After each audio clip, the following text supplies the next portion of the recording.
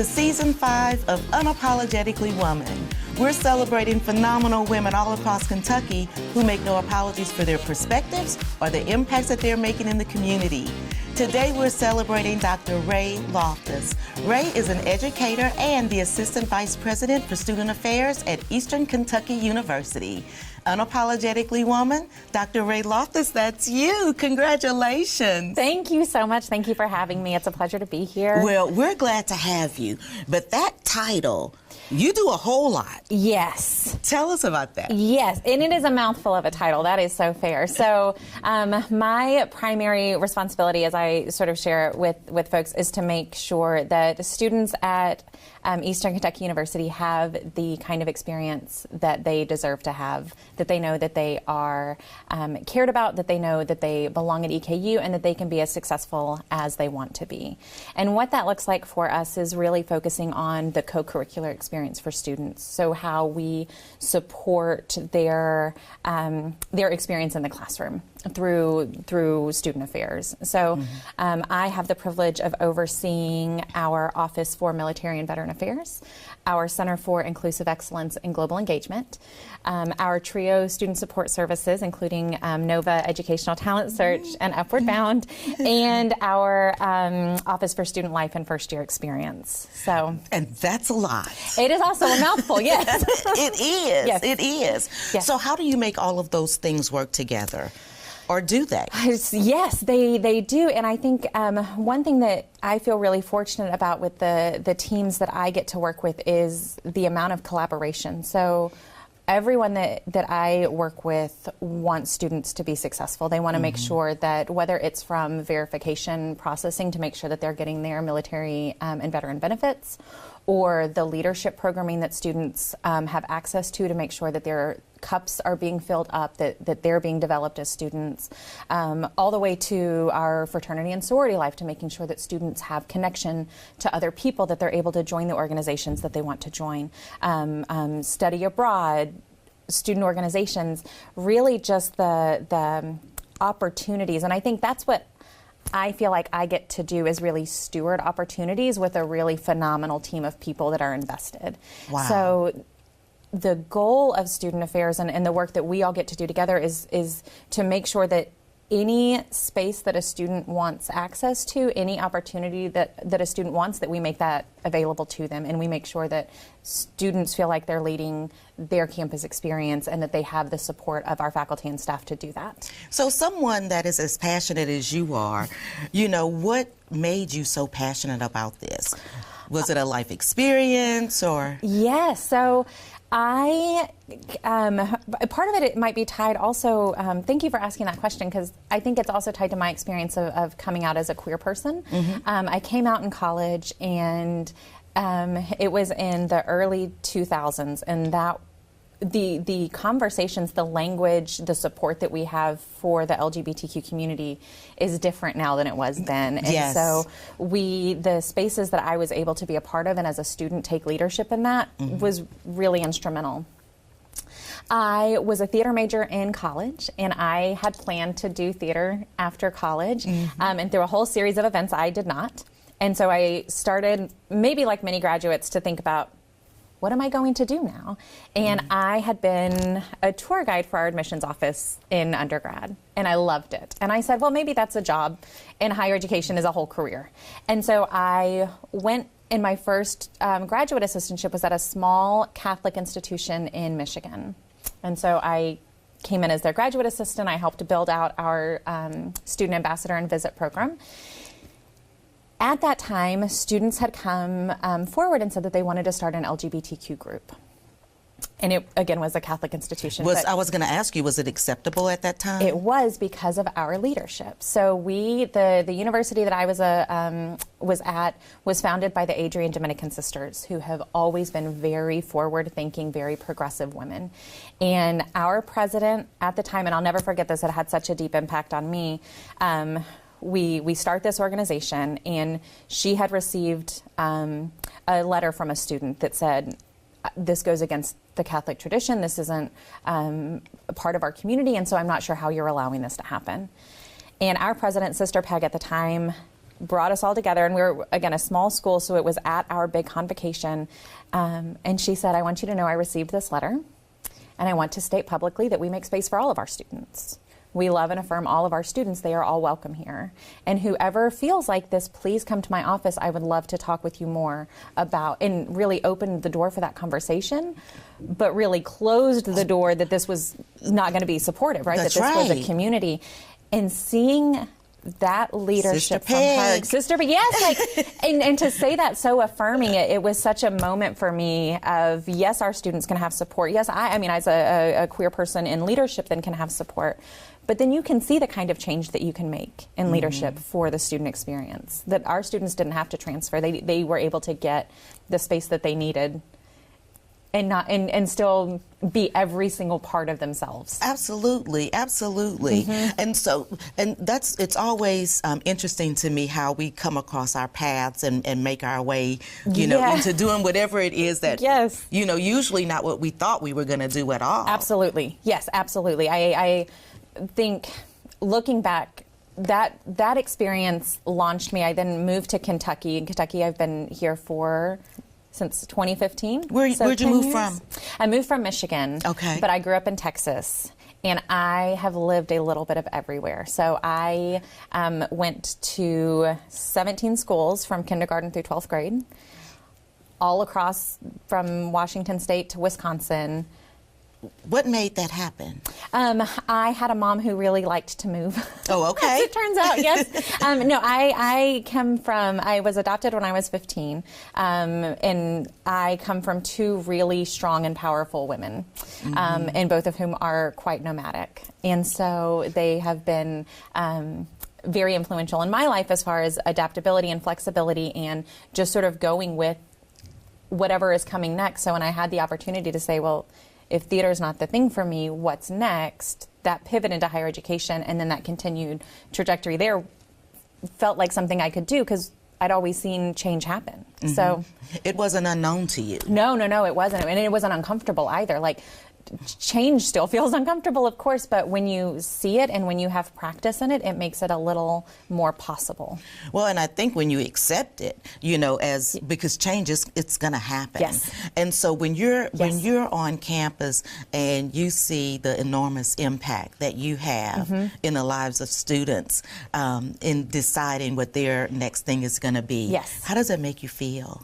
It is my very favorite part of the job. My very favorite part. Students will forever be the centermost part of my work. And I think they're a very good like threshold that if I am ever not with them, I have moved somewhere I'm not supposed to be. I have gone off. Especially as you're not in the right space. Yeah. And as you rise up in through leadership and you spend more time with administration or more time with faculty, but less time directly with students, you can lose sight of what they're really after for their own college experience and lose sight of that proximity to them.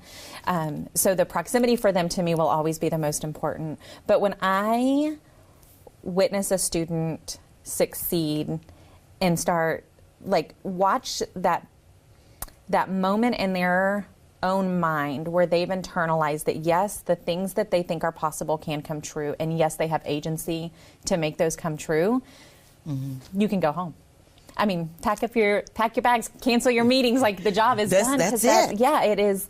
It's such a powerful moment, and to get to witness that in students every day, either from me or from other team members who tell me that they've witnessed that in students, you know that your impact is there. Well, I'm sitting here and I'm thinking about, I remember when I went to college, I thought I was going to do something, and I'm not doing anything like that. And so I was, just trying to figure it out and figure life out, my first time as an adult. Yes. That's such a great point. I think the skills that you learn, even if you don't go in that career field, right? Even if you're like, oh, well, this isn't anything that I thought this would prepare me for, all of your learning you still bring into this next space. And so I think the components of higher education where, and I know this might be, maybe this is a thought that can be controversial in a higher education as far as should students just learn in their major? Should they just learn content specific to their career, or is there space for liberal arts education in higher education? And I think there is, because the skills that you learn in the classes that you bring in, you bring those lenses. And so we're not all entering into med school with the same experiences, lived experiences, college experiences, or the critical thinking that comes from taking a philosophy class or a theater class or an arts-based class that you bring into that. So I think there's so much room for you to continue to explore and to never box yourself in based on that. Well, you don't seem to be like a girl that boxes herself in, because you got your doctorate degree from Northern Kentucky University in the shortest time period ever. Yes, I did. Hair flip. Yes, Come I on. did. Flip it. Yes, I did. I graduated in 2 years with my doctorate. The program is intended to, for real. And I recommend it. I would do it again in a heartbeat, but it was so hard. But it came with its own, again, its own possibilities. So the program at NKU is meant to be a 3-year program. So, and I was able to transfer a few credits in. So there was some leverage that I had to propel me into that. But I also took a women in leadership class the summer before my cohort started. My cohort started in fall, and I really wanted to ease myself into the program. So I was like, asking those questions of like, can you do it? Are you meant to be a doctoral student? Are you smart enough? Are you capable enough? So yes. Thank you. Yes. And so I take this women in leadership class, and from this one class, my dissertation was born with women from the cohort ahead of me. And so we agreed to co-author a dissertation together, and I jumped on their dissertation timeline. So I had probably one of the best experiences possible, which really influences how I think about doctoral work and education and research, because I had a phenomenal cohort that I got to take classes with and a phenomenal group of women that I got to write a dissertation with. And having both of those experiences together it was powerful. It was. And probably being a Virgo helps in that way. It does, yes, because I will, like, overachiever to the max. Yes, that is. I was like, of course I can do that. Why not? Like, yeah, I can just do it. Try it, take it on, and see. And it did. Yes. Wow. And so you also are interested in, you do a lot of reading, of course, yes, but you're interested in fantasy. Yes. Yes. So I am a big reader. I read so much fantasy and sci-fi. There is some sense of escapism that I am really drawn to. But also, when I was in my doctoral program, I had really started learning that might not be fair. I started embodying more ideas of feminism. And I have heard feminism throughout my whole life. Again, I come from 2 incredibly strong women, single mothers who raised me. And I never identified as a feminist. There was always something about that word that I was like, this isn't. It just put you off a bit. Yeah, I was like, this isn't for me. And when I started the doctoral program, taking that women in leadership class and really getting a definition of feminism that felt like it resonated, changed everything for me. And through that class, what was that definition? It's Bell Hook's definition of feminism, which is that feminism is a movement to end sexism, sexist exploitation, and oppression. And what that, and I will fangirl about the late Bell Hooks all the time, not to put her on a pedestal, but really the influence that she had in my own understanding of myself. But that definition felt so inclusive, because part of what I had really struggled with feminism was this idea that it felt like women over, and only certain women over. So white women over women of color, or able-bodied women over disabled women. And so there was, or cisgender women over transgender women. Like, it felt that there was still a power imbalance. And with Bell Hook's definition, it really felt like, no, it is a movement to end oppression of people. That includes all of us. And so we find where we fit in those movements. And from her work and my sort of like really free fall into feminism, I found Adrienne Maree Brown, who is an activist and scholar and educator, and she really opened this pathway into looking at sci-fi as a way of resistance. And so I've always been a fantasy sci-fi reader. My sister got me hooked on it. Like I'm there, I'm hooked, and always mostly women authors or women lead characters. But that exploration that she sent me down of, if we can imagine different possibilities and we can imagine different worlds, then we can reach them. And so this idea of just allowing yourself to live in a world that doesn't exist, because that is how we get there. And so I love it.